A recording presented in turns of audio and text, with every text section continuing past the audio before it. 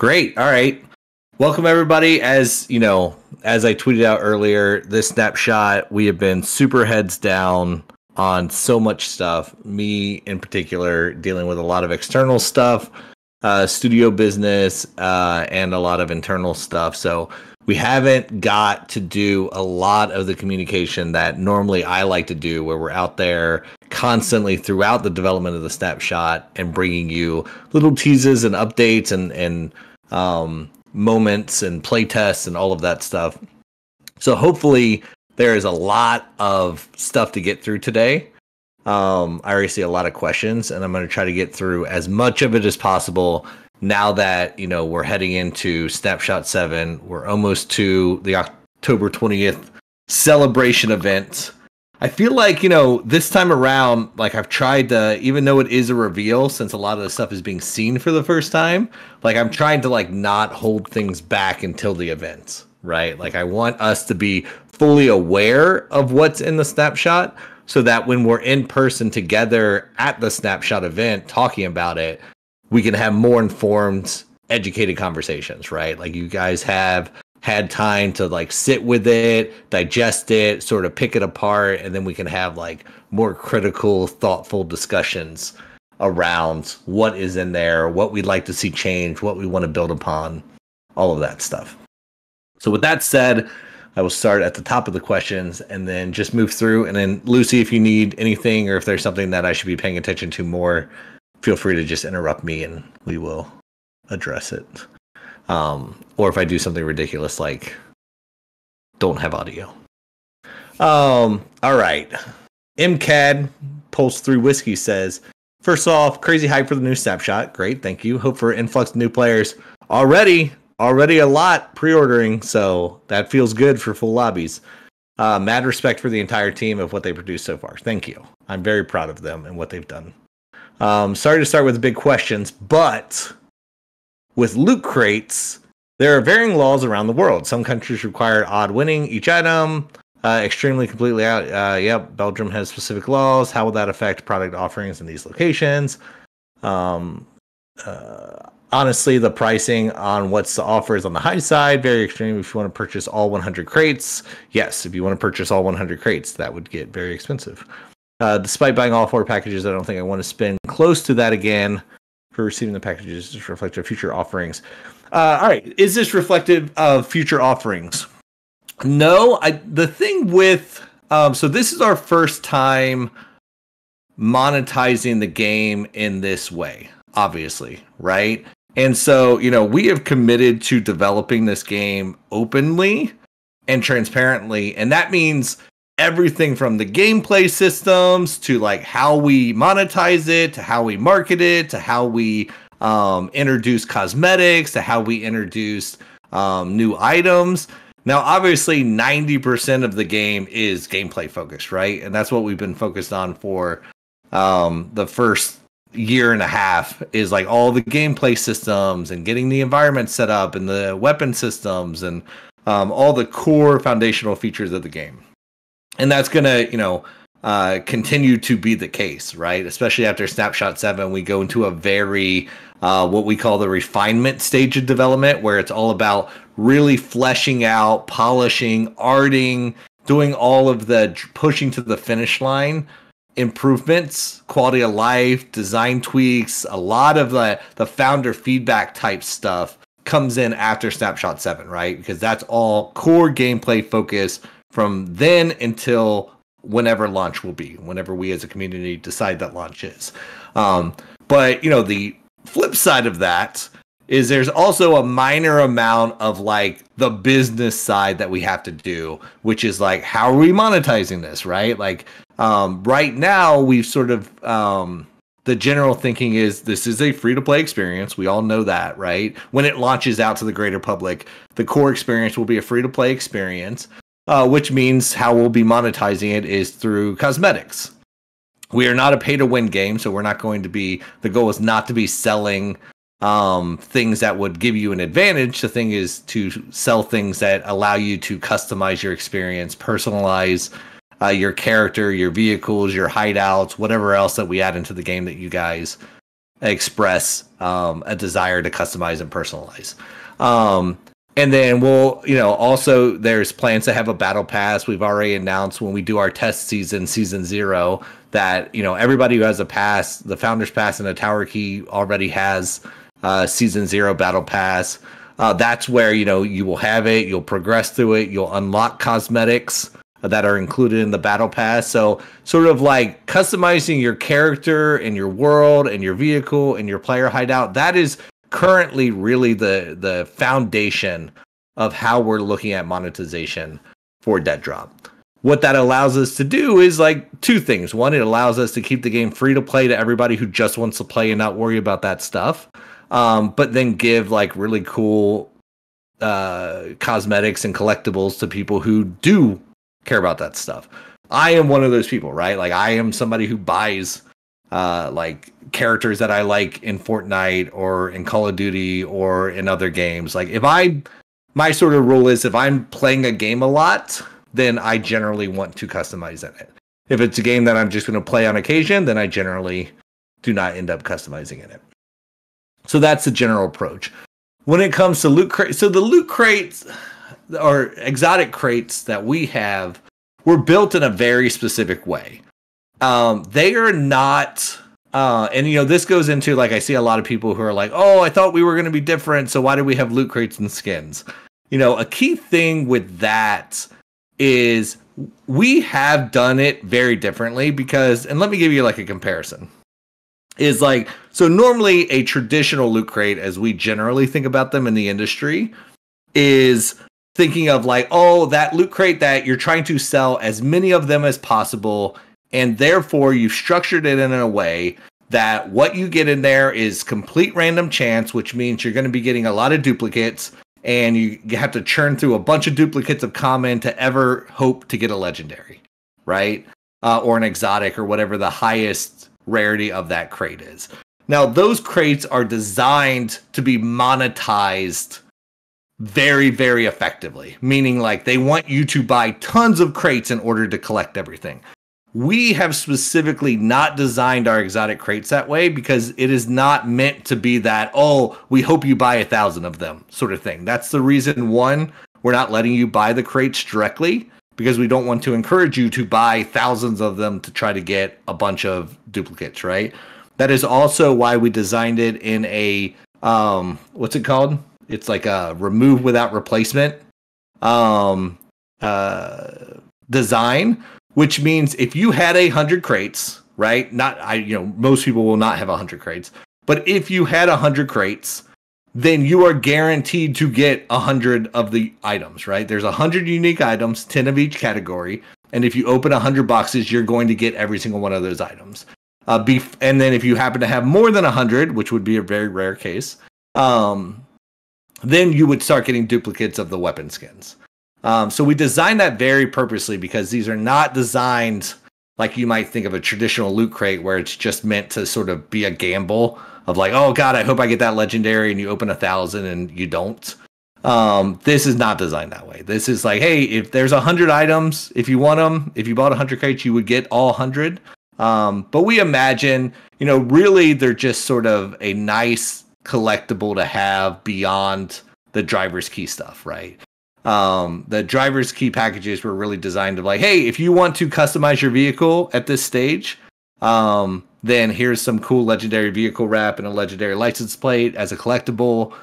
And then if you all, the exotic crates are like a really nice bonus because some of the feedback that we were getting internally was like, oh, it's cool that we have this vehicle stuff, but it would also be nice to start seeing what some of the character customization stuff could look like and some of the additional weapon customization. Because up until this point, we've only done the Deep Freeze collection. So we are always sort of like looking out at like what those, a lot of the laws that you're referring to are like referring to that other type of loot crate that we're talking about, like the gambling loot crate. And so we're always like, aware or researching that stuff.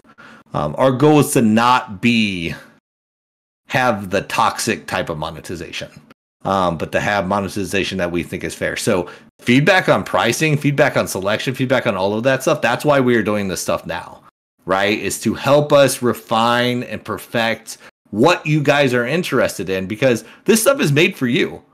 Like, we don't want to make anything that you don't want. We only want to make stuff that you guys are excited for and want, and in a way that you want to receive it.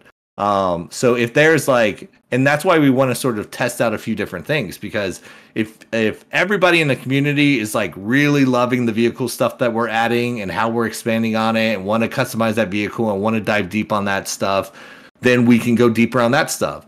If we just want to focus on character customization stuff, then like that is feedback that's super important, because that's going to decide what we end up making. Because we just want to make this, because like, I mean, the reality is we have to monetize the game somehow. How? I don't give a shit about, right? Like, whatever gets the job done that allows us to continue to make this game free to everybody and fun and grow it, then let's do that. Music for, I see somebody in chat saying music for cars. I think that's really cool, right? Like, I would love to start doing cassette stuff for cars. But like the cassette stuff for cars, we have actually talked about that, and I like that as like an in-game thing, not a monetization thing. Now, obviously, if we want to start including like licensed music from like actual bands and stuff, then maybe there has to be some monetization to it. But ideally, I'd love to find a way to do cassette collectibles that are just in-game collectibles. You find them in the refiner stage. You don't have to buy them. I feel like that's the direction I want to go with it. Okay, that was a lot of talking. I hope it answered your question, MCAD. If not, I think a few other people are asking about it, so maybe we'll cover it. MS Custodian says, when's the next Founders event? Well, our next event that includes Founders is October 20th, obviously. Now, that's not exclusive to Founders, although we always open it up to Founders first. And then if we, if there's availability left, then we open it to the public.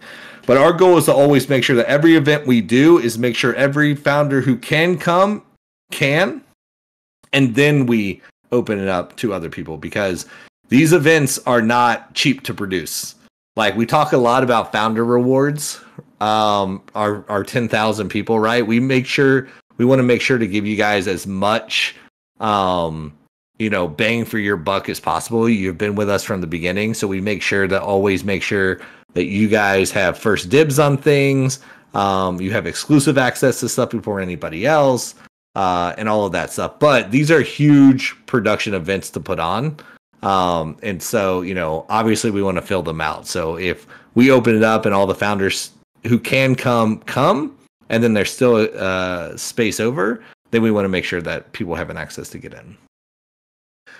Caramel, how do you justify the inclusion of loot boxes this early on the development process before having a tangible game for players to play? Expanding on that question, how does Midnight Society justify putting its most dedicated players, founders in this case, on a 30-day timer to pay $370 to get these items, or be at risk of not seeing them again? On a personal level, this feels greatly moves away from the core values of the standard. Okay, so we touched on a lot of this stuff. So the driver's key obviously is the first step at customization, right? And it's a sort of thing is like, we'll see if you guys like it. If you like it, great, get it. I think it's a cool collectible. If you don't dig it, don't get it, obviously. But like in terms of like, I mean, we gotta monetize, and we have to test out these monetization systems. And during that test, we want people to be able to get good stuff if they want it. But I mean, we're at the beginning of this stage. So this is where the feedback matters the most, right? Because like I said in the last question, if there's things that you guys really care about and there's other ways you would like to see us monetize instead of cosmetics, then do it. But the exotic crates are definitely not the driving force of driver's key bundles, which is why they were designed with the protections that I talked about earlier. And really, the only thing that we wanted to get out of the crate experience was the mystery box aspect, right? So like, my kids buy a lot of toys that are mystery box. I really enjoy mystery box experiences. Doc really enjoys like the CSGO knife opening experience. And so like that ability to sort of like have that mystery prize was really the effect that we were going for, not the shitty parts of loot crates. Which is you have to buy a ton of them in order to hope to get the thing that you wanted. That is why we designed them with the pull without replacement strategy, is to sort of get the mystery box fun out of like, oh, cool, I got a nice surprise. It's one of the 100 things, without the stuff that we consider to be like not fun about traditional loot crates. And so that's how we justified it. If we're wrong, right, and that actually both suck, then like let us know, right? But I think, the other side of that is like we're a free-to-play game, so we're always going to be releasing cosmetics that not everybody is going to get a chance to get. And by the nature of it, limited cosmetics are exciting. So like I don't think this would be the end of limited cosmetics in some sense, right? Because like even, every game that has a battle pass sort of has that. Like Fortnite, the stuff that you get in the battle pass in season 1, you can't get again. Right. And that's generally the approach that most games take. And I actually like that approach. I like knowing that if I was there early and I got something early, that nobody else is going to have a chance to get that again. I like that personally. But if overwhelmingly as a community, we don't think that's cool, then that's something we should definitely talk about. Right. Like if we think that the stuff put in the game should always be available for everyone all the time of equal opportunity and fairness, then we should talk about that. I think that's a little less compelling personally, but I'm not opposed to it, right? Like I don't have like this defining principle that everything has to be this way. But that is why we are testing these things out. And seeing what's fun, what's not fun, what feels good, what feels gross. And that's a meter that we're always going to have to be checking ourselves against.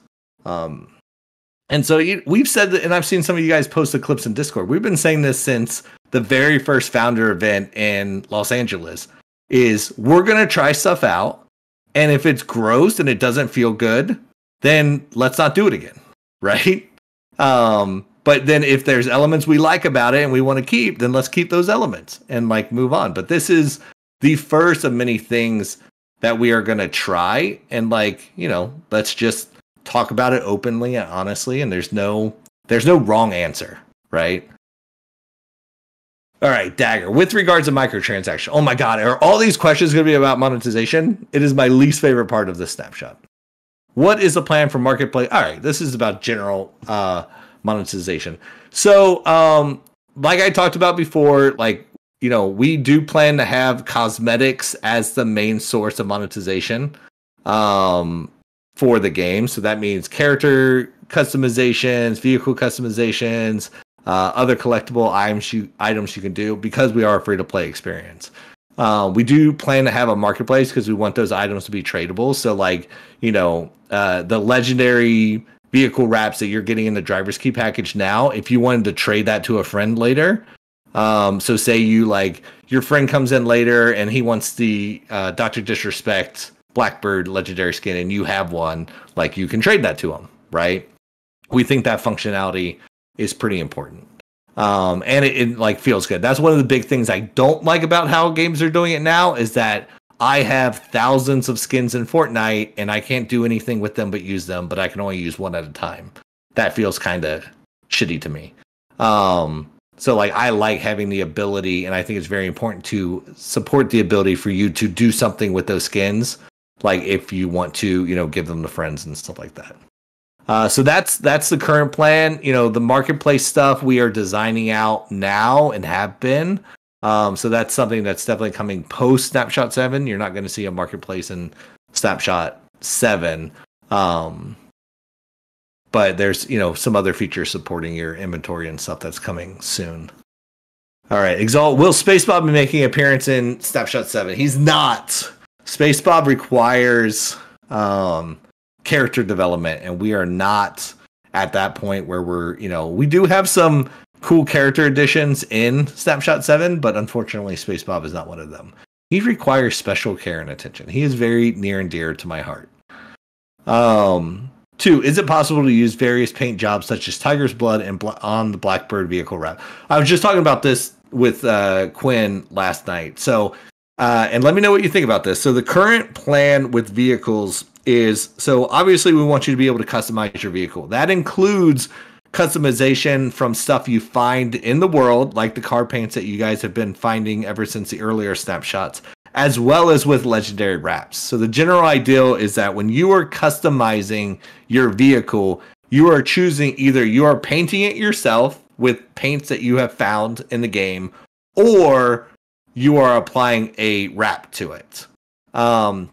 We have, like Brighton had a really cool idea. We have talked about a combination of both, of maybe there's accent pieces that could still be painted even with a wrap on it.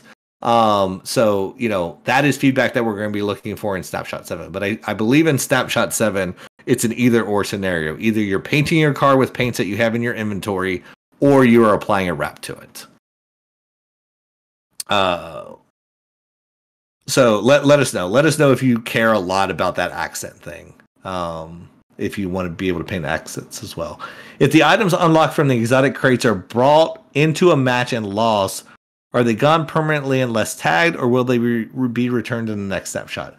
Oh, that's a great question. So that's sort of asking about how it's implemented now. Currently, right now, in this early phase, we have sort of been rewarding things, right? Stuff like the Deep Freeze collection, and things like that. So that is why we are in this testing phase of, you know, we really don't want you losing things permanently, especially since, like, you know, eventually there will be modes where you don't lose things at all if you aren't somebody who likes risking stuff.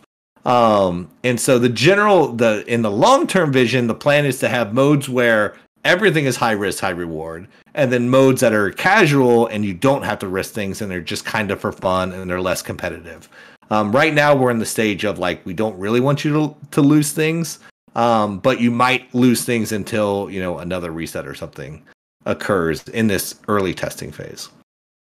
Will the Hideout be making a return in Snapshot 7? Not in Snapshot 7. So the Hideout is getting a complete overhaul. You know, because the Hideout will eventually be your pregame lobby. It sort of represents everything that your entire existence within the existence. And so that's currently getting overhauled, and it's probably not going to come back until it's finished. It's sort of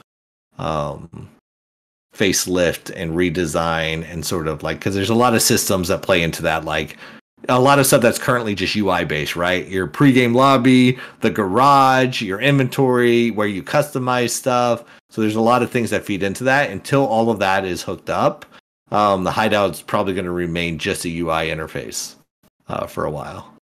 Could you provide more information about the vaults? The vaults being your inventory stuff? No, I really can't dive into that. Wingsuit gadgets, a lot of that stuff's going to come post Snapshot 7. A lot more gadget work happens because, as I said, once we get past Snapshot 7, we start focusing on fleshing out a lot of these gameplay systems, a lot of the content stuff, a lot of the arting, which means more gadgets, more weapons, more sectors, all of that stuff that is going to be like huge content updates start happening after 7. Once we get, you know, because 7 represents pretty much all the foundational features in the game that we need to expand upon, like the, you know, early pre-game, getting to the tower experience, and then all of the UGC stuff. All right. Any updates to the ARG? Not right now. Very focused on Snapshot 7. Will there be aim assist for controllers for Snapshot 7? Currently struggling to win fights with mouse and keyboard players. There is. I'm pretty sure Ryan Petrie confirmed this in Discord earlier, that there is aim assist updates. A lot of controller work has been done for this snapshot. Just continuing to push down that console certification checklist pipeline of trying to get this game onto consoles as early as possible. MS Custodian says, if I sell my Founders Pass, then buy a key and show up at events, did I really sell my Founders Pass? Well, I mean, if you sell your founder's pouch, you definitely sold your variants. But if all you care about is access to the game, then by all means, get access any way you want. Founders passes are really for people who want to be variants and who want to be deeply involved in the development of the game, especially now that we're moving into that really granular, gritty gameplay balance, gameplay feature expansion time of this development for the next year or so. That's when being a founder is going to be most impactful from a design standpoint, because up until now it's been about getting in those big building block pieces so that we have stuff to iterate on and refine and expand on, which we've been doing a little bit during that phase, which you just naturally do, right? Like, you're not going to build a weapon system and only put one weapon in. So we have a good handful of weapons. We have a pretty solid environment. But now we're in the stage where we need to start getting into that sector gameplay, the nuance between the different weapon classes, how you progress those weapons. All of that is going to need detailed founder input for us to sort of shape this into the personality of what we want. If you don't care about being in those discussions, then by all means, just have any access pass you want and play for fun. Sentry says, it seems the announcement of the driver's keys has caused a lot of stir. Biggest question I think most people are asking is the vision. Okay, I think we covered this stuff. What is the reason behind making legendary items the only tier to be tradable? And when we're saying tradable, are we using that term deliberately with the intention of avoiding the word selling? We are using the word intentionally. It is all about, like, we want to, from a technical standpoint, we want to enable your ability to do what you want with your skins and with your cosmetics, right? In our mind, you should own them, not us, and then you have the freedom to do what you want with them. The reason we don't use the term like selling is because there's just like a lot of like legal ramifications around all of this stuff that requires a lot of nuance and a lot of context and a lot of specifics. And we're trying not to make it seem like it's something that it's not. And so we really focus on the gameplay uses of this stuff and try to not get bogged down in all the other stuff. UGC Skins win. So Snapshot 7 starts the beginning of the UGC journey, right? So I've talked a lot about my grand vision for what UGC and DEADROP looks like. Talking about, the ability to create entirely custom experiences, custom maps, your own cosmetics, and all of that stuff, right? That begins with DCMs, which is DEADROP Creator Mode. So the very first step in the UGC is the ability to create your own modes and games within side of DEADROP. That is the first step, which we are introducing with Snapshot 7. After that starts coming, the other bigger lift UGC stuff, like, map editors and cosmetics and the ability to publish all that stuff. But starting in Snapshot 7, you'll be able to make your own DCMs and publish those to the community using a refiner code. When will Midnight Society be launching their own protein shakers? Stop it, MS Custodian. No more questions. Mr. Spaceman, I understand if some of these questions want to be skipped, unanswered, or can't be answered. These questions are surrounding the driver's key. All right, let's see if we haven't answered these yet. Because I don't want to shy away or avoid any questions, right? Like, this isn't a marketing event. This isn't a how do we make the most money possible sort of thing. This is a how do we want to do this as a community conversation. So there is no wrong question. There is nothing that we have to avoid. Like, we want to talk about, hey, what's working, what's not working, what do we like and not like, so that we make sure we do the things that we like, that feel good, that serve the need, right? And the need is like, hey, we do have to monetize this game, but also not with the detriment of doing it in a shitty way that sort of doesn't appeal to us as players.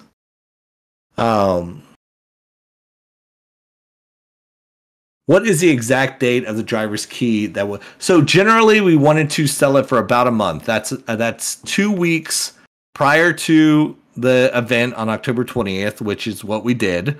And then roughly 2 weeks after. The reason I say roughly, and we didn't want to set an exact date on it going down, is because, again, this is our first time ever selling anything like this. It's our first time introducing cosmetics and packages into the game. So we are giving ourselves a little bit of grace that if something technically went wrong, or like, you know, say something broke and things couldn't be purchased for like 2 days or a week, then we had the ability to like be like, oh, well, it's been extended a week because we lost a week due to technical difficulties or something. Luckily, things have been going pretty good. And it might, you know, cut off 2 weeks following the event. But that's the general thinking, so you know where we're at. Why can we not buy exotic crates on our own? Will we ever be able to get the contents from these crates without purchasing a $20 packs?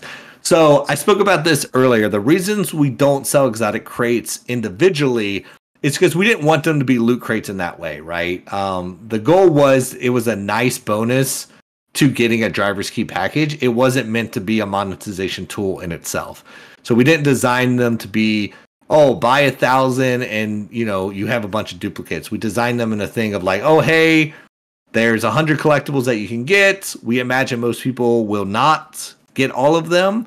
And then it's like a nice bonus for the people who bought the driver's key packages. Now, in the future, if you guys like the experience of having crates, then we will do other types of crates that can be sold on their own. If you guys like that stuff. So, right, the general thinking was like, hey, if exotic crates are fun and people like the mystery box aspect of it, then we could do, you know, because these crates include all different types of cosmetics. They include license plates, character stuff, weapon stuff, vehicles, like all kinds of stuff, right? But in the future, if we want to do more crates, and by we, I don't mean me and Midnight Society, I mean as a community, then we could do like weapon-specific crates that just have weapon cosmetics, or character-specific crates that only have character stuff, or things like that, right? If we wanted to specialize it. And then we could also use those crates as battle pass tiers that you can earn in game. So like all of that stuff is on the table. So all of this feedback on like, oh, I love the experience of getting some bonus crates by buying cosmetics is cool, or no, that fucking sucks, I don't want that anymore. Like that's feedback we need at this stage, by all means. And keep in mind, like, you know, verbal feedback matters a lot. Also, actual action matters a lot. So, like, it really depends on what people are doing and what people are saying, and we sort of look at those things collectively. Will we be seeing packs like these commonly? I think I just answered that. If we want to do things like this, then yes. If we don't, then let's figure out other ways to do cosmetics. What are the variants getting? More cosmetics, free packs. Will it contain more than a driver's key? So the driver's key specifically are those packages, right? That's the marketing term for a legendary vehicle wrap, a legendary license plate, and then the bonus crates. That's the term for driver's keys. We do have a nice surprise that our founders, our variants are getting that are only for variants, that is separate from that. It is a cosmetic, I will tell you that. But we'll probably show that closer to the event. And like, you know, that's generally the case. Like, I'm not trying to make any promises here, but that's generally the case. Is like variants are not always going to get everything we do for free, right? It's not like being a variant gives you free access to every cosmetic we ever release in the game.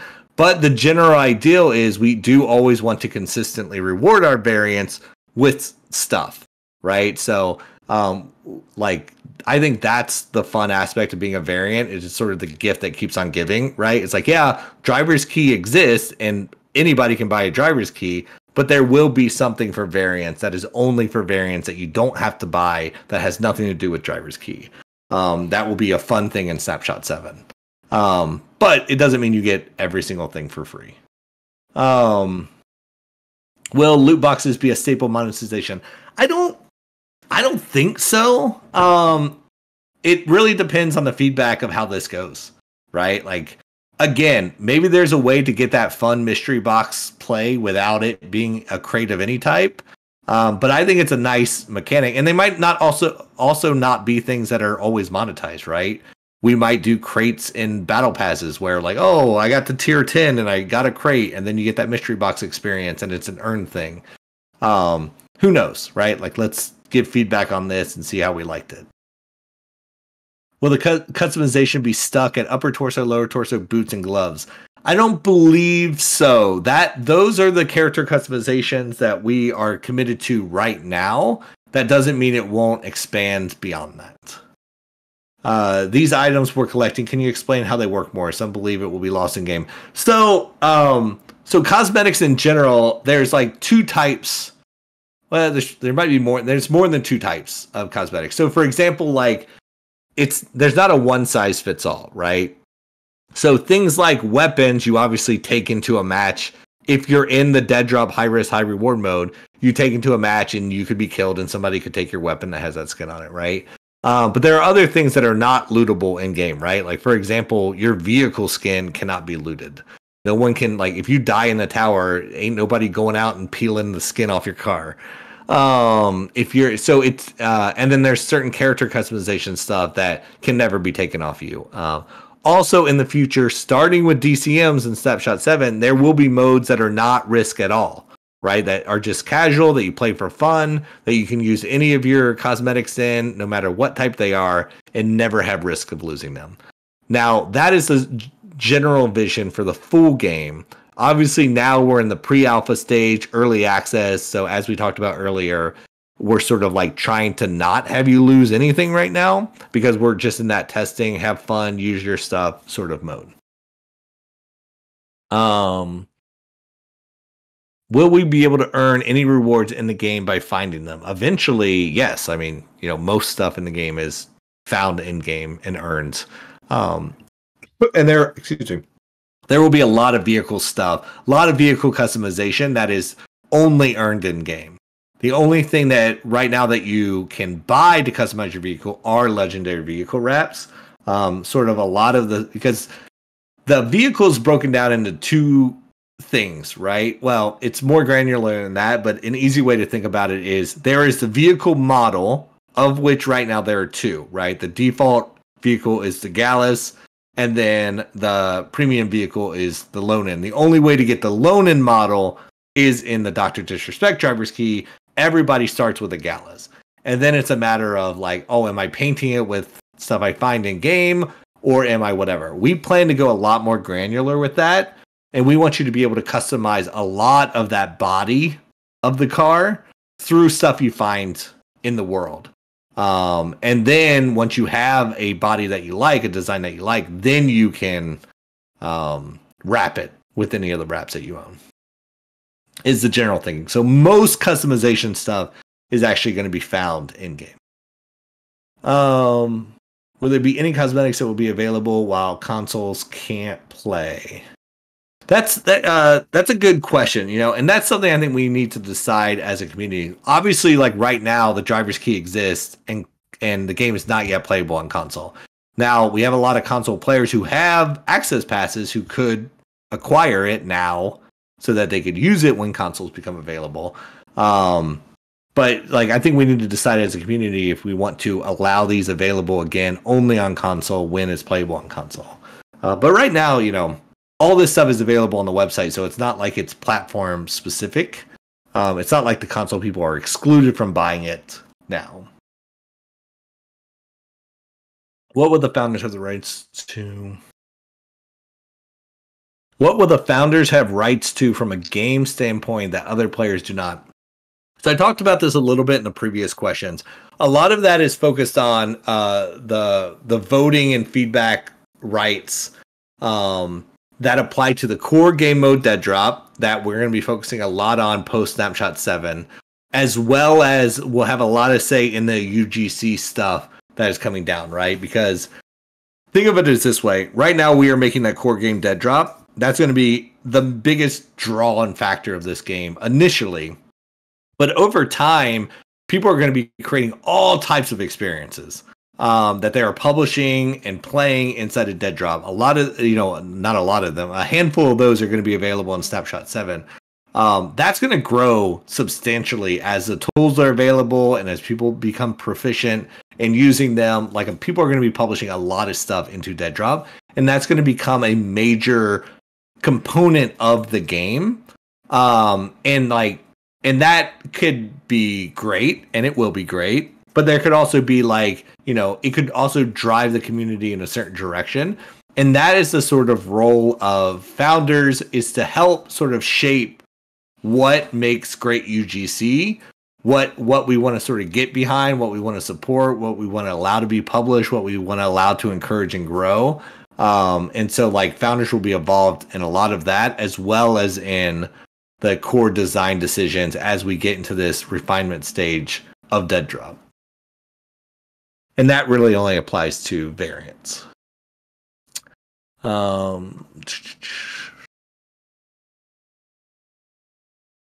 What are all 10 tiers in the packs, and how do you describe their quality? I think you're referring to not the driver's key packages, but specifically the exotic crates, because there's 10 categories of stuff. There's license plate, there's SMG weapon skins, there's AR weapon skins, there's sniper weapon skins, there's auto shotgun weapon skins, there's heavy pistol weapon skins, upper torso character skins, lower torso character skins, gloves, and boots. They range from common to exotic. And how that basically breaks down is there is one exotic per category. So there's 10 exotics total in a crate. There are 2 epics per category. There's 3 rares per category and 4 common per category, is essentially how it breaks down. And these are sort of sets, right? So there is a set that matches. So you could get the common shotgun, the common AR, the common whatever, and the common gloves, the common boots. They all sort of feel like they go together. And so you're sort of collecting a collection of styles, is the general thinking.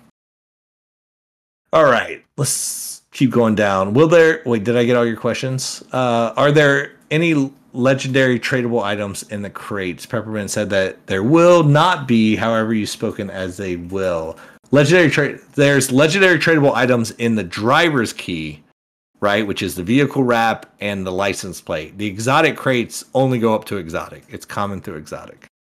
So the answer is no, they're not legendary items in the crates. That's common to exotic, which is common, epic, rare, exotic.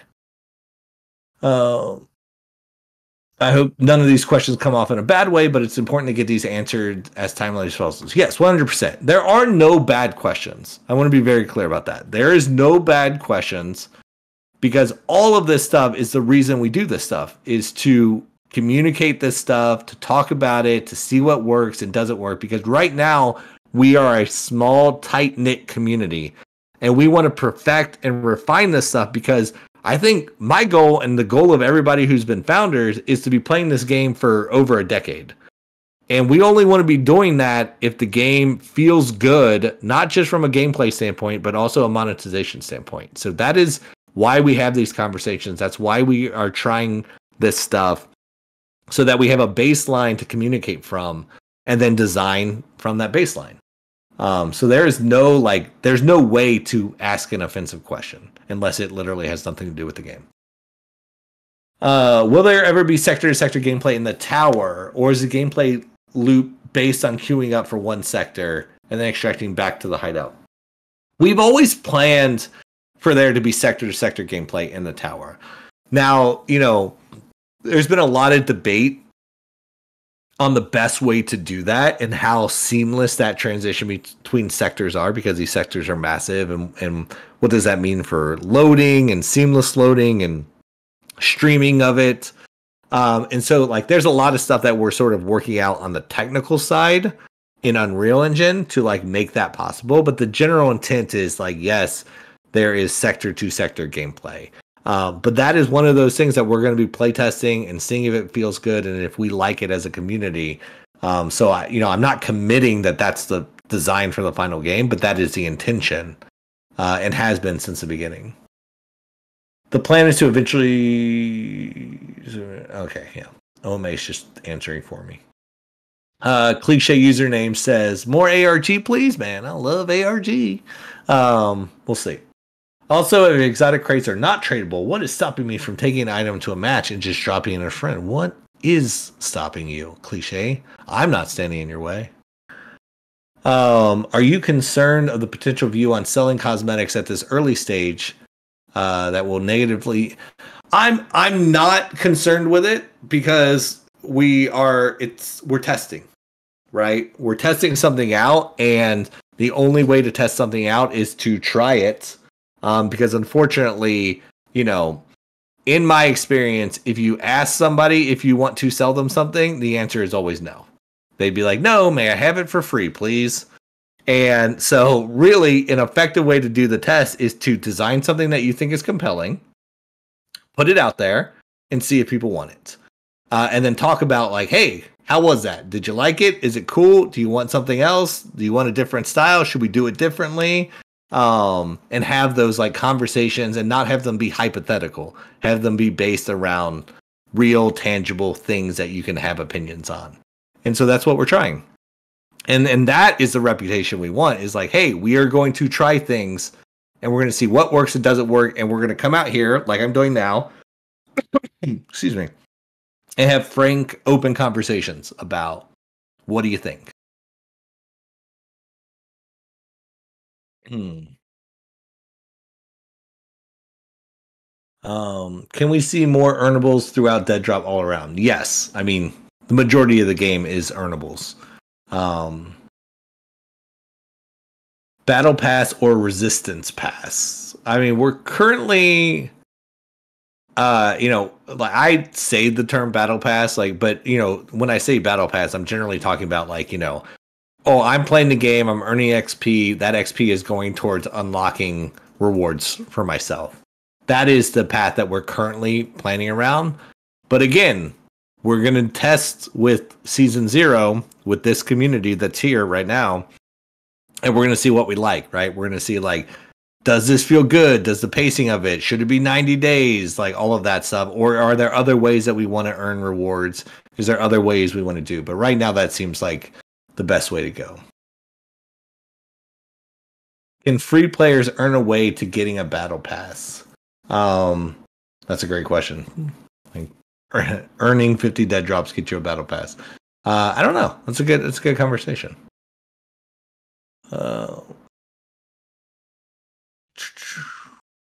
With the introduction of squads in Snapshot 6 and now Death Race. Oh, naming it Death Race.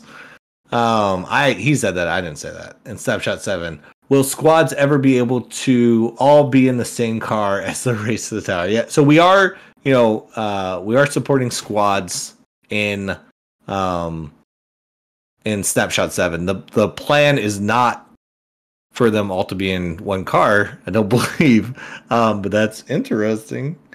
All right, well. Ooh, this is a good one. Scrappy DP says, what is the revenue model? What is your long-term revenue model? Didn't Herschel just make a rant on cosmetic monetization and getting back to the old style gaming from developers? How does that align with what you are saying now? How does that align with driver's key? Is it your intention to have us buy several driver's key and then sell them to other players in the future? I already bought all 4, but it seems like I can continue buying them and transfer them to laters if I want. Can you define toxic monetization? So this is a great question. And like me and Doc talk about this a lot, which is like the best way to do things, right? And like, so, I don't want to put words in his mouth, but my general feeling is like, we both came from Call of Duty, back before we did any monetization besides DLC, right? Like back then we sold the game for $60, and then, a year later we'd sell some map packs, which people also hated, right? That had its own problems with it because it divided the community, and then you get into a lobby and they're playing a new map, but you didn't have the map, so you get dropped from the party. And it was the way we monetized games back then, and it also sucked, right? Like anytime we have to monetize a game, it sucks in some way. And then we moved away from the DLC model. And I remember the conversation with Bobby at a Christmas party, right? The IW Christmas party, we launched like COD 4 or something, right? And Bobby's like, oh, like, yeah, like, we were stoked because people were loving Call of Duty 4. And he's like, oh, like that was really, it's really cool that, people are loving the game so much, but it'd also be really cool if we were able to like continue to sell them stuff. And that concept to me was like, what? Like, things are going great. We got 30 million active users. Like, it feels really good. And then, the whole free-to-play model came, which was completely opposite of how we did stuff before, right? Which is like, hey, this is all about letting as many people as possible play the game. And then only the people who care about the cosmetic stuff actually support the game and monetize it.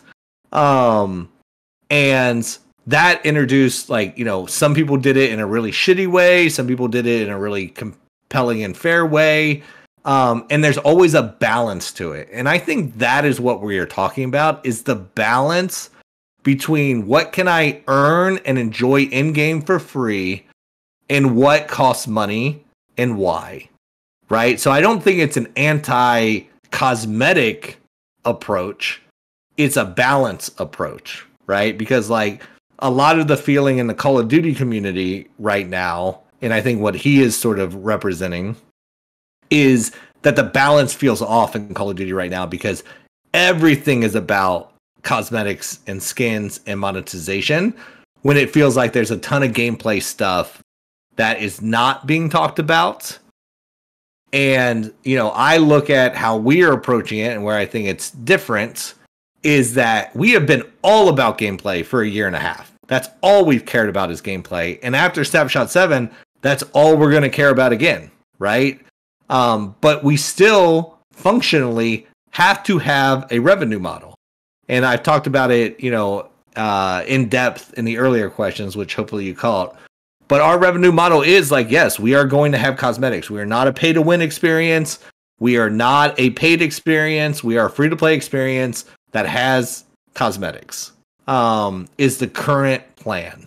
Now, that doesn't mean all customization, all personalization, all of that stuff is a paid approach. Like, we're still going to have tons of stuff that you can earn in game. There's going to be like, you're going to be able to play the game for free. And if you're playing the high risk mode, you're going to be able to earn some stuff by, getting kills and extracting out and like earning things from the game and from other players. So there's a lot of interesting ways to do it. When you say, can you define toxic monetization? So I don't know if you've ever been involved in sort of designing monetization models for anything, but there is always a point where you can look at it and you can be like, this is exploitative. It's designed specifically to require you to spend a lot to get the thing that you want, right? And then there's also like, oh, we are going to create a pain point and then we're going to allow you to buy yourself out of that pain point. That is what I refer to as like toxic monetization, right? Is when you push those buttons too much. Yeah, this guy says, I feel like I'm in a business meeting. Dude, I feel you. But these are important questions that people are asking. And I want to make sure that we do not ignore these. Like, I would love to talk about gameplay all day. If I can. But I want to make sure I address these concerns because they are important.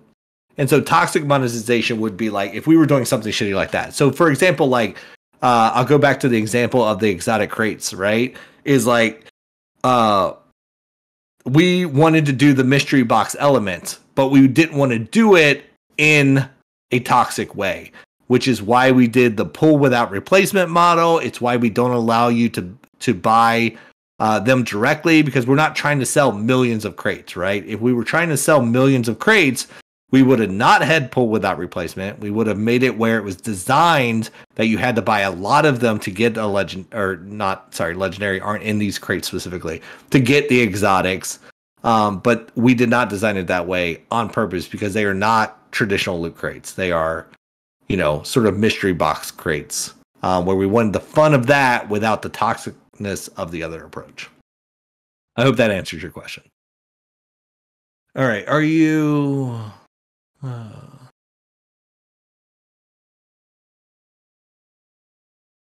Are you worried about a pay-to-win mechanics being introduced? No, we are not. Like, we are focused very much on like cosmetics not giving any advantage from a gameplay standpoint. First of all, I want to thank you and everyone in Midnight Society for your efforts making the. Okay, thank you, Marks. In the last couple of weeks, a lot of commotion has come to surface regarding transparency, vision, overall communication from Midnight Society. Most recent example being loot crates. Okay, let me read this and make sure we haven't answered this already. Yeah, so this is just generally about like an increase in communication. And like, you're not wrong, right? Like in Snapshot, during the course of Snapshot 7, which has been the last 2.5 months, it'll be 3 months by the time Snapshot 7 launches. We have been heads down. This is one of our most ambitious, biggest updates. Like, there is so much coming to it. And we've done a few AMAs where we sort of talked about some of the stuff, and we've teased some of the stuff, like the vehicle gameplay, and we've talked about UGC at in depth in Discords and AMAs and others. But we definitely have not done the level of communication that we would normally do throughout that 3 months of like letting you know every feature that we're sort of working on and what we're trying to do and like the thoughts. And that's mostly because there's just been so much work this time around. And, Lucy and the Sentries in Discord have done a really great job of trying to, make sure that you guys like that they're bringing your concerns to our attention, that they're bringing our questions, and they're alerting us to things that we should be talking about and focusing on. So luckily, we've still had that community aspect. But in terms of like me coming out and doing this type of thing more often, where it's like, hey, let's talk about everything. Let me hear every single question. Let me dive deep on anything you got. We haven't been able to do that as effectively the Snapshot just because we've been so busy, not just on the game development side, but also on, external business development side and like, negotiating with our external platforms and partners. And it's been a lot. But this is great to bring up because like, it's AMAs like this, it's time in the Discord together. It's sort of like not just the work we're doing on the community side with Lucy and the Sentries, but also making sure the dev team is spending as much time listening in, communicating, talking to everybody as possible is important. Especially as we move into post Snapshot 7, where we're getting into the granular gameplay stuff, there should be a lot more of that happening. Whiskey Delta says, will the crates have dupes? Not up to the first 100. Like I said, they are designed in a way that if you have 100, there's 100 items. If you had 100 crates, you would get every single item. Only after that point, if you happen to have more than 100 for some reason, you would start getting duplicates of weapon skins only. Any thoughts on free roam driving around the city in the future? That would be cool. Also, can we get support for force feedback steering wheels, pedal? Oh man, diving deep into the vehicle stuff. Would love to create racing and drifting maps in UGC down the road. I would also love you to do that. So the vehicle system, like one of the really cool things is the vehicle system that we built for the vehicle moments in our core mode DEADROP are going to be available in UGC as well. There's already one UGC mode that one of our creators is incorporating vehicles that I think you guys are going to love. So everything you're saying will 100% be possible down the line. We don't yet have a map editor fully in the game for you to use, but when we do, you'll be able to do stuff like that and incorporate the vehicle system as much as you like. So if later, post Snapshot 7, once we have those tools in, if you want to make a racing game, by all means, like that vehicle system is far more detailed and full featured than we are even using it in our own mode. So we're using certain elements of it. We have combat in it. But there's a lot of features in there in terms of drifting and physics and steering that we're not like fully leveraging in our mode just because we don't have to for how we use it. But if you guys want to use all of those features in UGC, it has the ability.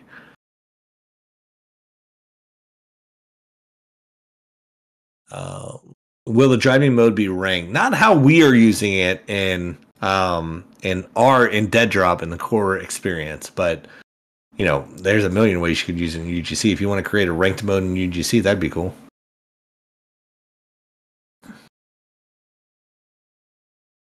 Whiskey Delta says, so how exactly will the cars work? Are we driving to the tower once we arrive, the raid starts? Yeah, so essentially the vehicle, how you get from the pregame lobby, which is your player hideout, to the tower, that is the vehicle segment in terms of the DEADROP vertical extraction shooter game mode, right? So it's like, all right, you and your squad are in your player hideout, you're sort of planning your raid, you're, you know, assigning your what you're going to take in.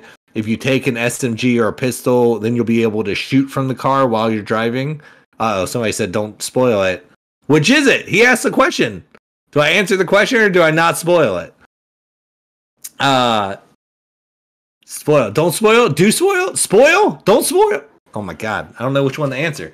All right. If you don't want to be spoiled, then stop listening to the chat right now. Just mute me for a little bit, and then I'm gonna answer. All right. Hopefully you have it muted if you don't want it spoiled. So you'll go in the player hideout. You'll fill out your inventory. If you want to be able to shoot at other cars and disable them while you're in the driver experience, then you want to make sure you equip an SMG or pistol. Right now, that's the only weapons you can use. Otherwise, if you just want to focus on the driving, then don't worry about what your loadout is. You can go in naked. You can go in with whatever you want.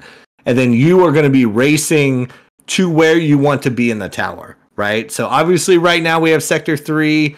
Eventually there will be many other sectors. So you will be racing to the sector you want, but not just the sector you want, but also where you want to be in that sector. Because obviously sectors are huge and they're made up of different POIs, different areas. And so as you're driving, you're trying to get there first and to the place you want, because not every area of every sector can hold every single player, right? So each one has a specific limit of how many players can go in it. So if the area that you want, enough cars have already got in there, then that route is gonna shut down. So big barriers, gates will come up, and you'll have to find a different route. So that's why you want to be faster, better than everybody else. The only disadvantage to taking out other players for them is that, you know, their car is going to explode or whatever, and then they're going to have to, you know, be behind you. Because they'll wreck, and then they'll get control again, and then they'll take off. So you want to try to be as effective of a driver as you can to get to the tower. Now, I want to be abundantly clear, this is the beginning. We are scratching the surface of the vehicle experience in DEADROP. And like I said, we are giving you complete control over that vehicle system eventually in UGC. So, like, we have a lot of plans for how to expand on this vehicle experience. Right now, I'm just explaining to you how it works in Snapshot 7. But there's a lot of really cool stuff with, like, having a modular cargo, having vehicle upgrades, having all this stuff that we want to incorporate later based on your guys' feedback. So right now, it's all about get in there, play the vehicle experience, get inspired, and then, you know, let's have more of these conversations where we talk about where do we want to take it from here. All right, you can unmute now if you are done being spoiled.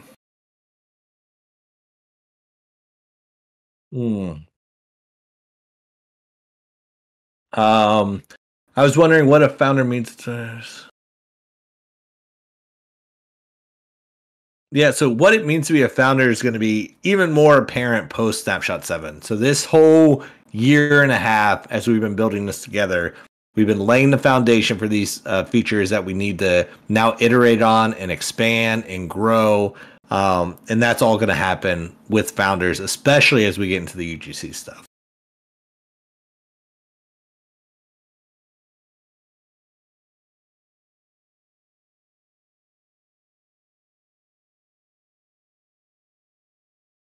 Yeah, so AMA Monster had the suggestion of like making the crates available separately outside of driver's key packages so that so in case, you know, you can't get them or you can't get the packages or whatever, that you can still get the crates.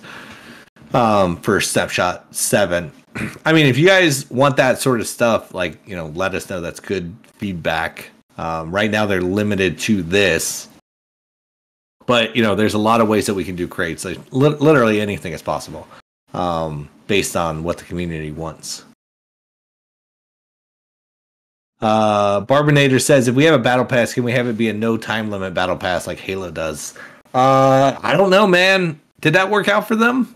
Was that great? I mean, a lot of our team worked on that game, and specifically on that battle pass. So I think it will definitely be a discussion on how we want that to work, or if we want it to be time limited. You know, as somebody who normally plays very heavily at the beginning of a season and then very heavily at the end of a season, you know, it would be nice to sort of have more freedom. And I also think it's like, yeah, I don't know. I liked it personally.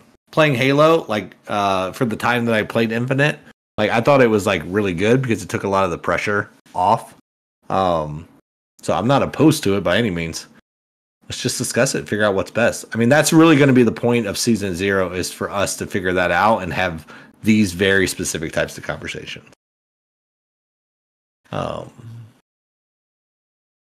This person, yeah, okay.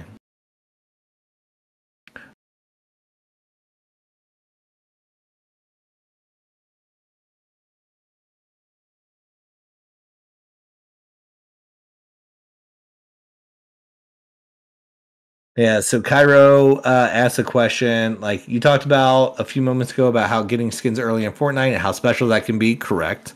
I was wondering the reason behind not allowing us to trade exotic skins. So that is because, you know, anytime something comes in a mystery crate, there are specific, and somebody talked about this question earlier, is there specific laws about how those crates can work? So we did a lot of things to design them in a way that made them fair and not exploitative, like the draw without replacement and stuff. But that doesn't change the fact that in how the law is written in most areas is if you get these things at a random chance out of the crates, then there's certain limitations on what you can do with them after the fact. That is why you can trade the crate before you open it, but you can't trade the item after you've gotten it out. Now that might be a reason alone to not sort of put things in crates in the future, unless we do it, you know, in a different way. And that's all the stuff that we're trying out. But that is how it works and why it works that way for these exotic crates.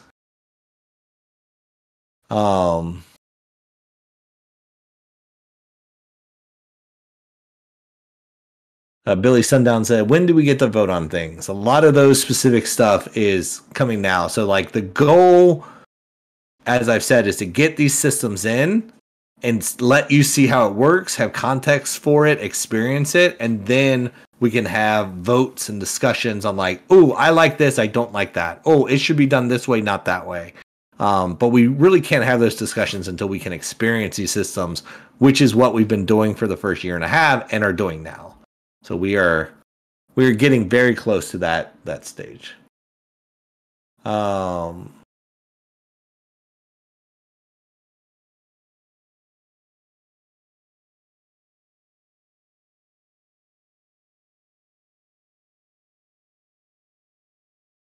Starex says, I feel like monetization is strongly deemed not ready at this moment for the game's scope and its current stage. Seems to be an impression that its business comes before community. I would disagree with that, considering we are a year and a half in of all community focus, and this is the very first and limited use of monetization. So like we've done a lot of community stuff, and we're going immediately back to just the core gameplay stuff. You know, monetization is a necessary evil in creating experiences, right? Like, unfortunately, games take hundreds of millions of dollars to create, millions of dollars a month in overhead to build these stuff, especially at the scale and quality of the team that we have. So it's a necessary evil, right? If you want to call it an evil at all. But that does not take away or negate all of the community stuff that we have been doing for the last year and a half and that we are continuing to do post this snapshot. So I would disagree with that assessment. But I do agree, like, yes, it is definitely not at the point that we are doing full monetization of the game. These are just setups, just like the gameplay systems are being implemented at their infancy, so are the monetization systems, right? So we set it up so that we can be set up to launch this game, because we do have to launch at some point, and we do have to monetize at some point, and we are laying the foundation for those systems now so that you can give the exact feedback that you're giving me right now, so we can make sure when we get the launch, we are doing it the right way and not the shitty way.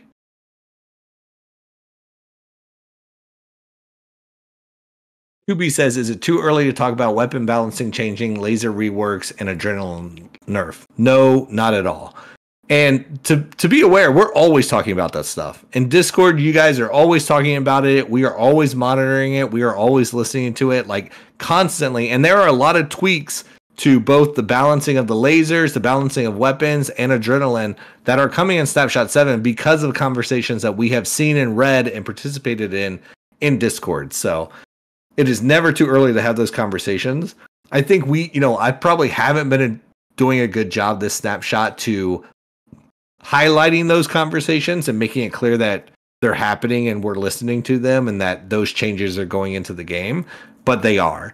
Normally, there are two places that you can see a lot of that feedback in how it was implemented. Is we normally, in each variant guide that variants get, we do the state of the game, and Allison also does the feedback page that talks about, like, hey, you guys have said this, you guys voted on this, you guys talked about this. That is normally the areas that we highlight those changes, and then we will generally talk about them at the events as well. But no, Kubi, it's not too early to talk about core gameplay stuff like that. In fact, there's a lot of that stuff that's in the game. It's just generally less shiny than things like driver's key and the stuff that we've been talking about. Would there ever be, William Morris says, will there ever be a creators battle pass of some kind? So I want creators to be involved in every single aspect of this game, right? I don't want them limited to just the creative mode, UGC area of the game. Like, I want to be working out deals with our creators to be present in the battle pass, to be present in, all forms of the game, both paid and unpaid. So yes, like, I think there's a possibility for all kinds of that stuff. I don't know if it's specifically a creator battle pass or if it's something. I hope I'm answering the question that you're asking. Can I get a claw like Bionic Commando? Hey, it's not out of the question. Like, as we get gadgets online, I think there's going to be a lot of opportunity. And the cool thing about the UGC is, like, we could introduce gadgets into the game that maybe we as a community decide are too OP or too unbalanced for the vertical extraction shooter, but would be killer in a UGC mode that isn't about being competitive, right? Like, that's the thing that I really like about this, is like being able to do like really crazy gadgets and weapon systems that we can put in the game, and that the UGC community goes and does something crazy with that's super fun, super OP, and not competitive at all. But it doesn't have to live inside the vertical extraction shooter, right? We can keep that fun and skill based and let UGC be crazy and casual.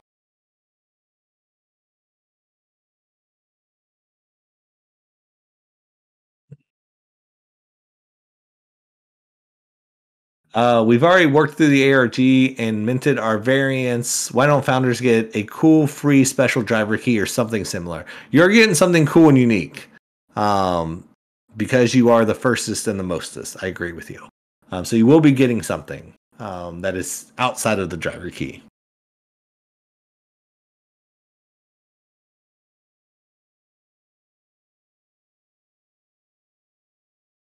All right, this Caleb Anderson says, there's been a couple instances in AMAs where you haven't been able to answer questions because it's currently being worked on, such as the cars. I recognize you can't tell us everything, but does that makes me want to ask, what are the guidelines that you set on how you decide to distribute information and what is to come? I ask because while marketing needs to be taken into account for hype and engagement, I feel like it's important to gauge against open development. That's a great question, and it's a balance that we're sort of always working on. Generally, I try to openly talk about anything I can that I know is going to happen, right? What I don't want to do is I don't want to ever say anything that is like contradictory to what is actually going to occur, obviously, right? So if something is like, so if I know that we are going to get, if I know that we are going to get the base vehicle system in the game, then I'm okay talking about the fact that vehicles are coming. If we don't yet know the scope and depth that we're going to be able to get the vehicles into the game yet, then I want to limit that information so that we are talking and giving feedback on what is actually happening, not what is hypothetically happening, right? So that is generally my gauge, is like, if it's happening, then I want to be talking about it so that, and I want to let you guys know about it so that you can be thinking about it, you can be coming up with ideas, you can be talking about it, you can be speculating, and we can be discussing it, right? And then, like, but my goal is like, it's very hard to get feedback on hypothetical ideals. So my goal is always to let's build something and get it into the game as quickly as possible in a good state, right? Not a broken state. So that we can get hands-on and have tangible, very meaningful conversations about it. So that is generally my goal, is not to talk hypothetically, but to like talk about stuff that is in games, because it's much easier to talk about weapon balancing if we are playtesting and we're seeing like, oh, this is how this weapon feels versus this other weapon class. And we're actually like getting good data and understanding of why something feels the way it does, or why something works or doesn't work. And so that's what I try to do, is like give you a heads up of what's coming down the pipe, but then really have the meaningful conversations once it's in the game and we're playing it and like going back and forth on it.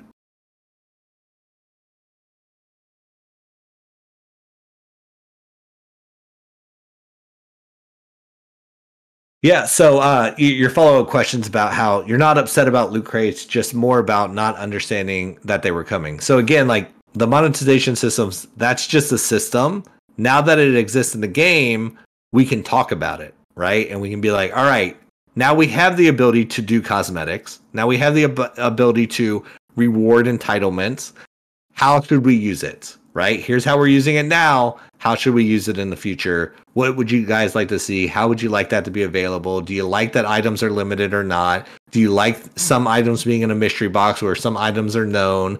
Do you not like those things at all? So this is, this is the way, right? Which is like build a system, implement it one way, and then use that as an example of either what to do, what not to do, or how to benefit it. So I hope that makes sense. And maybe that was the wrong approach. And if so, like I fully own that, right? But it makes it much easier to sort of like make decisions when we have something in front of us to make decisions on.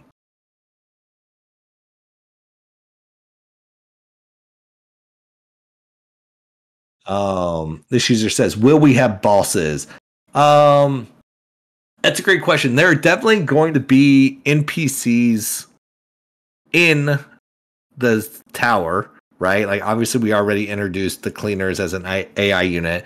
There are different ways that we'll play around with that NPC system and try out.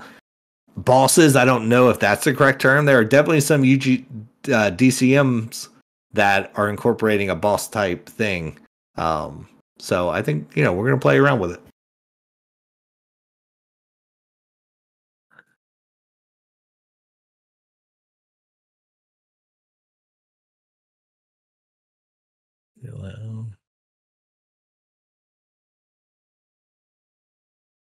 All right. Cairo says, was gunplay movement mechanics or optimization drastically changed in the FPS part of the game?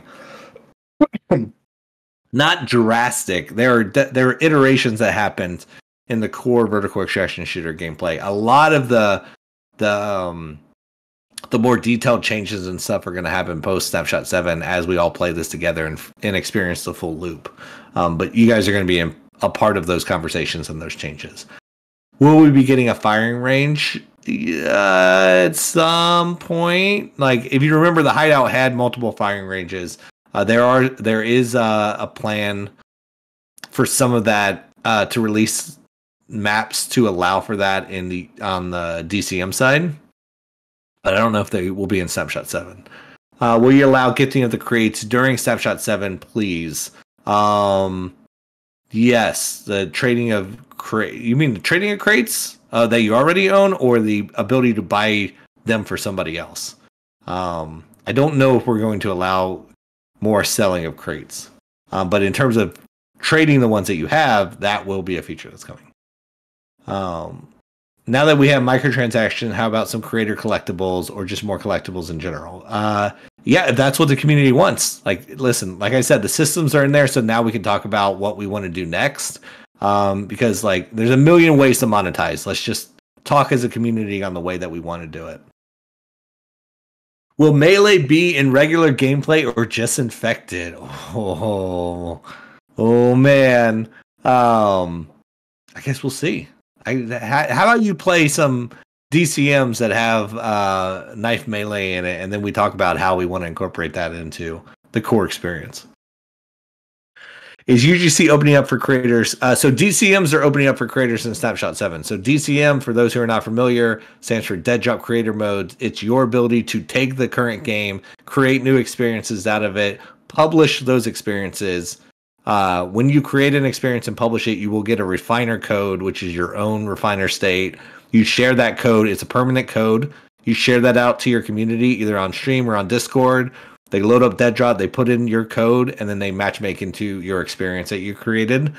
That all will be available in Snapshot 7. Along with some special, there's a few creators that we gave access to create some initial DCMs that will be available on day of launch of Snapshot 7 on October 20th. One of which we teased today on Twitter that you saw that had the knife. There's a lot of those coming in Snapshot 7, but as soon as you can download Snapshot 7, any of you will be able to go and, create and publish your own, as well. See, this is the fun stuff that has nothing to do with monetizing the game that I like talking about. Will the new skins be usable? So your legendary items are usable in Snapshot 7. So your legendary vehicle wraps and your license plates, including the exclusive one that's just for variants, are going to be available in Snapshot 7. New gadgets. I don't think there's new gadgets in Snapshot 7. Like I said, a lot of the core gameplay stuff we shift focus to on right after 7. Can you go over how the car gameplay works? I think we talked about that.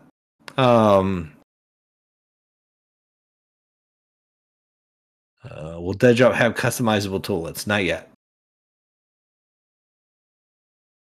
Has the player movement improved? There has been iterations. There's been a lot of iterations, but a lot of the dev time went into the vehicle experience, like getting this vehicle system and getting UGC, and most importantly, refactoring all of the code to allow for UGC creations was a lot of the dev effort that went into Snapshot 7. So while there were some iterations and improvements to the core gameplay, a lot of the focus were on these major new features, which is why post Snapshot 7, we are going back into like the core vertical extraction shooter iterations that we'll be working with you guys on.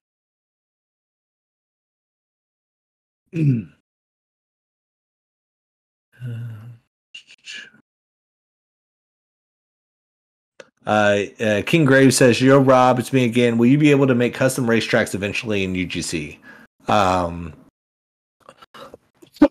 Yes. Not in Snapshot 7. So we don't yet have the map editor in game. Right now we have the ability to create custom game modes and publish them. But once we have the map editor, then yes, you will be able to create custom racetracks.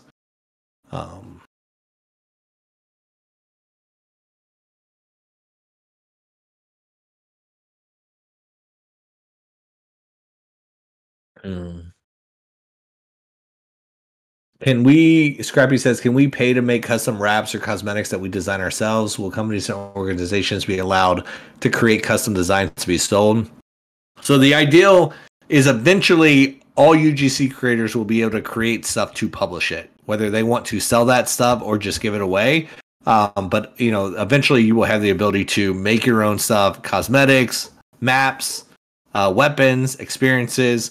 For Snapshot 7, we're starting with the modes, right? But eventually, yes, you will be able to make your own cosmetics and publish those into the community.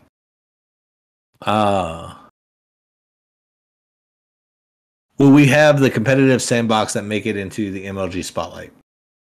So I think our competitive mode is going to be a DCM, right? I think one of our community members, probably one of the esports orgs like Hex or Scump or somebody, is going to create a super compelling competitive mode that everybody rallies behind, and that's going to become the official mode. That's how I predict it's going to happen.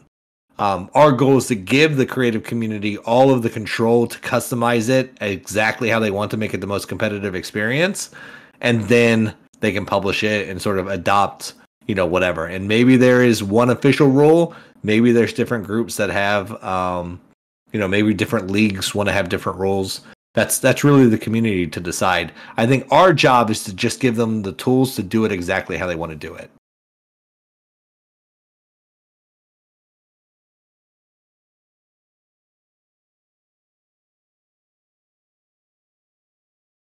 Yeah, so I think we addressed most of this. So we talked about the cosmetics and types of cosmetics. We talked about exotic crates.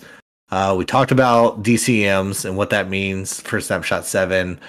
Is UGC what DCM is? So this is a good distinction. So DCMs are dead drop creator modes. It's specifically the custom modes created by UGC creators, right? UGC is a blanket generic term for anything created by the players, right? So eventually UGC is going to be everything inside of creative mode and out, right? So anytime somebody creates a weapon cosmetic and publishes it to the community, or they create a custom map that's available in creative mode, or they create a DCM, which is a specific mode, or they create an entirely new experience, all of that is UGC, right? It's a general umbrella. Where under that umbrella will be specific things like DCMs, which are just modes. And eventually, like, DCMs might use other UGC, right? Like somebody might incorporate other UGC into their DCM.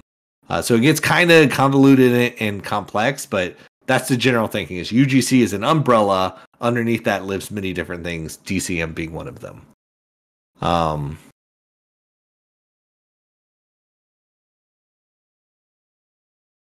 Potential marketplace being developed. There is a marketplace. A marketplace is just a general term for like how you will buy, because like right now you can only buy things on the website, right? We're just testing the core monetization systems, but obviously eventually the game will have a marketplace inside of it, which is where you would normally buy things like cosmetics or UGC elements that are for sale, stuff like that.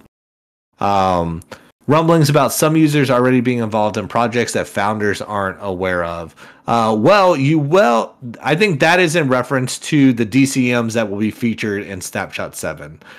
So you will remember about, I don't know, what was it, a month ago or so, maybe 2 months ago, we opened up midnightsociety.com/creative and asked people who are interested in UGC to sign up, right? Thousands of people signed up for it to just show interest, that they are interested in creating UGC.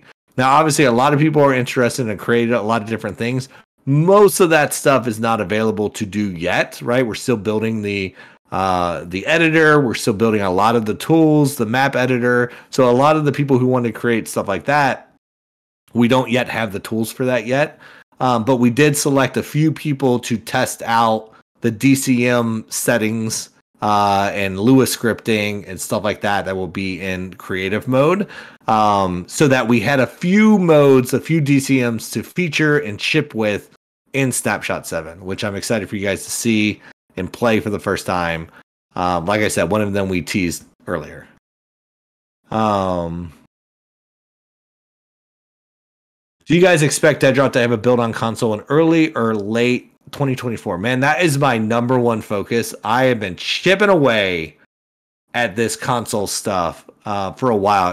Unfortunately, we have to get through certification. Luckily, the more we sort of polish our console features, the more we introduce things like aim assist, the more we start optimizing the performance of the game, it makes it easier for us to get out on consoles. I can't give you a date on it because it's entirely up to the platforms when we can pass that certification, but we are chipping away at it. I want it to be I wanted to be on consoles by the end of the year. Obviously, we're getting close to the end of the year now.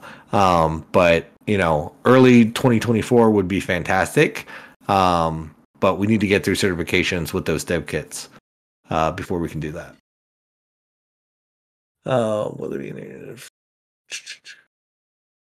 Any updates on Anticheat? No different updates than what we've already given on Anticheat. Like, obviously, we're lucky now because we're early. We're a fairly close community.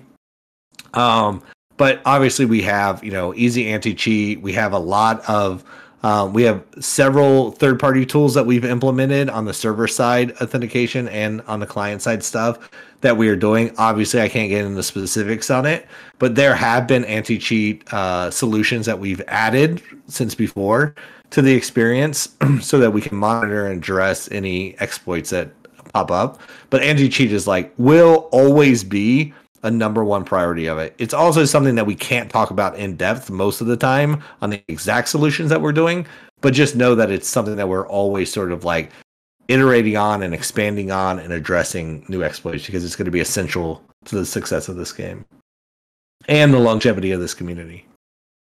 Great. All right. I think that's it. That was a lot.